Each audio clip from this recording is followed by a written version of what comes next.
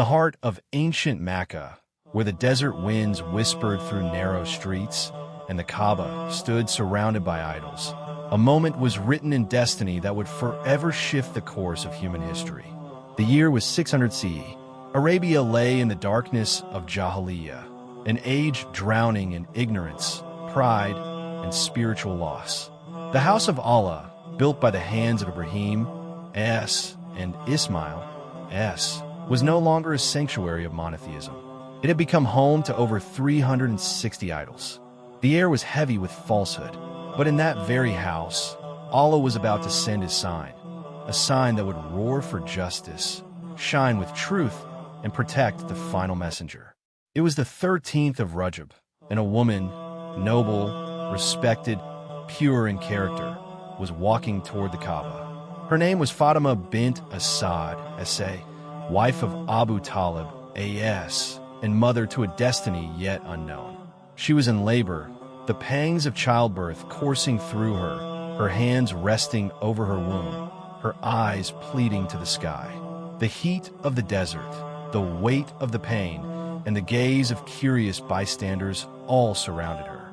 Yet her heart was elsewhere, entirely focused on the divine. She stood before the Kaaba, trembling with pain, her soul wrapped in submission.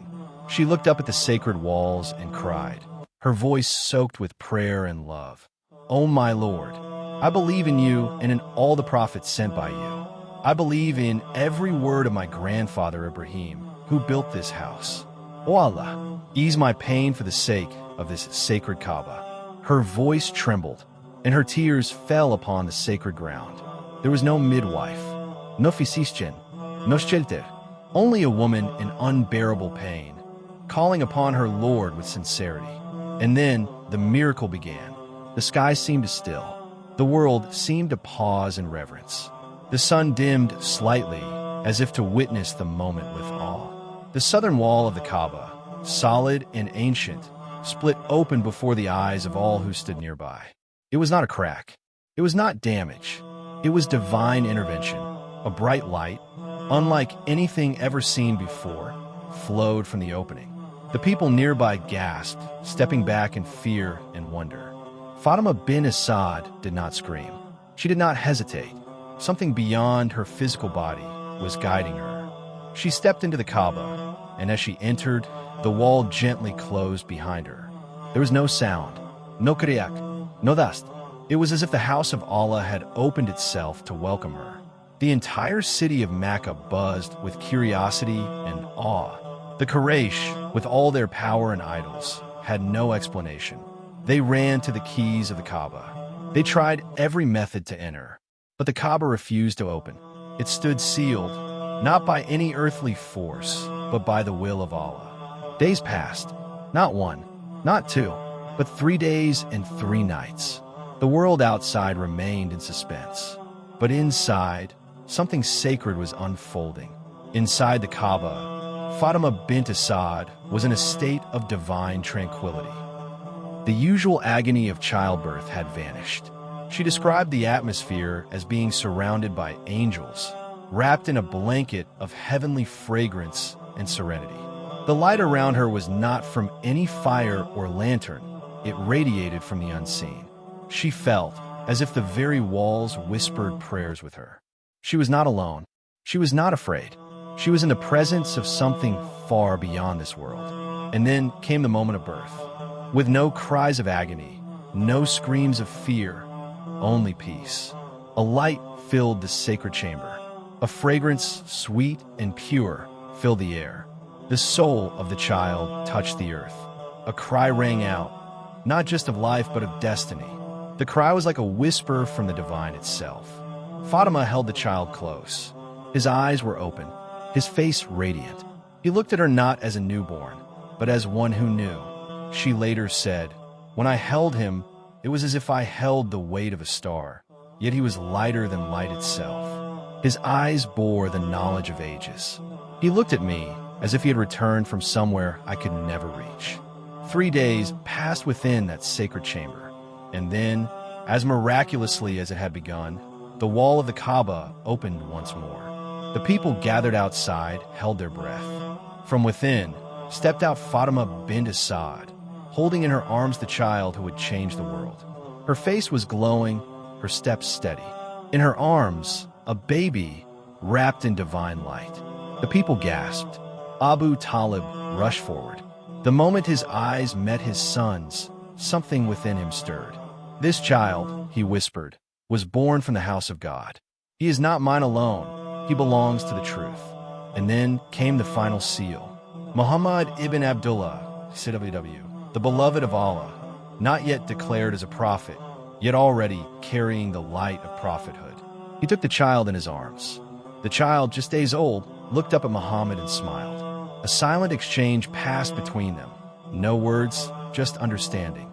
As if this moment had already been written in the stars.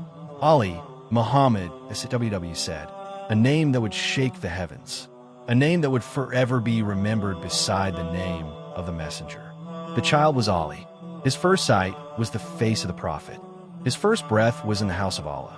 His first listener was the soul of the final messenger. He never bowed to an idol. He never lived a moment in ignorance. He was born pure, lived pure, and left the world as a shining beacon of purity. As Ali, grew, he followed Muhammad SWW like a shadow. He memorized his actions, absorbed his character, and molded his soul upon his. Even before prophethood was declared, Ali would pray beside the prophet in hidden valleys. When Islam was still whispered in secrecy, Ali stood tall with conviction. When the prophet received the first revelation, it was Ali who believed. Without hesitation, without doubt. He did not need proofs. His soul had already recognized the truth.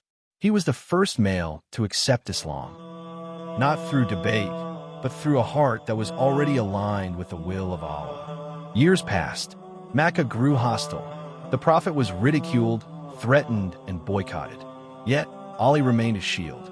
He slept in the prophet's bed the night of Hijrah, risking his life so the prophet could escape. He did not fear the swords outside. His only concern was the safety of Muhammad. In Medina, Ali stood at the prophet's side. At Badr, he fought valiantly. At Uhud, when others fled, he stood firm. At Karbala, when the strongest warriors failed, it was Ali who tore down the gates. His sword, Zulfiqar, became a symbol of divine justice. His words echoed wisdom. His actions reflected the prophet's teachings. And yet, he never sought fame. He remained humble. He fed the poor, broke his fast with orphans, carried water to the weak. He lived simply, wore patched clothes, and slept on the ground. His strength was never for power, it was for service. His courage was not for pride, it was for truth. When the prophet passed away, Ali was shattered. The one whose shadow he had walked under was gone. Yet, he remained composed for the sake of the Ummah. He was denied his right to leadership, but he did not rebel. He chose unity over division, pain over pride. Years later, when the caliphate came to him, he accepted, not for power, but to restore justice. His sermons in Naj al-Balagha became a guiding light for generations. He taught about the soul, the world, and the hereafter with unmatched eloquence. And then came a night of 19th Ramadan. Masjid-e-Kufa. In the stillness of sujud, a poisoned sword struck. Blood flowed, angels wept, the heavens trembled, and Ali whispered, "By the Lord of the Kaaba, I have succeeded." He began in the Kaaba. He ended in prostration. His life was a straight line between divine will and divine return. He was Ali, the Lion of Allah, the gate to the city of knowledge, the soul of the prophet, the father of martyrs, the voice of justice, the hope of the oppressed, and the light that still shines in every heart that seeks truth. Ali was not just a name. He was a movement, a message, a mercy, and he lives on, forever.